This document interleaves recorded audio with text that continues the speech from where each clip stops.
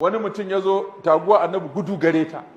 duk sanda aka yi tsere ita take zuwa na ɗaya hamma ta yi suna sai ga wani balaraban kawai ya shigo madina yana takama aka ce kai waye ya ce ni ne mai raƙumin da ya fi kowane raƙumi gudu a duniya ce kai ɗin ina ba ka haɗu da taguwa annabi ba ne ya ce to a kawo ta mana aka kawo taguwar aka rike ta aka rike raƙumin nasu aka sake su malam sai raƙumin nan ya calle ya wuce taguwan nan duk sabai sai suka yi haka kama an yi mutuwa a garin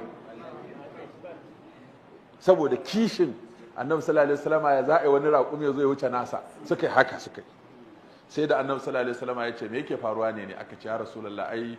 wani dan raƙumi ne ya zo aka hada su da taguwar ka shine ya falle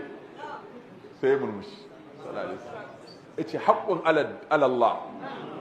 Allah ya tafi a shay'un min ad-dunya illa wada'ahu ta kwantar da hankalinku shi dama Allah ya sanya duk wani abu na duniya yana da lokacin da zai kare taguwa ai maganar duniya ce kakka ɗauka mutum zai ta sama shi kadai wata zaka ji an ce shine lamba ɗaya a kuɗi sai ka ji an ce ya dana biyu ya dana uku ya dana hudu kamar zirin carbi yana tsinkewa yana yin ƙasa saboda lokacinsa ya kare haka an ce wata ran shine da mulki wata ran ba shi bane shine babban malami wata ran ya wuce shine mai faɗa aji wata ran sai dai a faɗa masa ya ji shi ake wa jiniya wata ran sai dai ji ana wa wani jiniya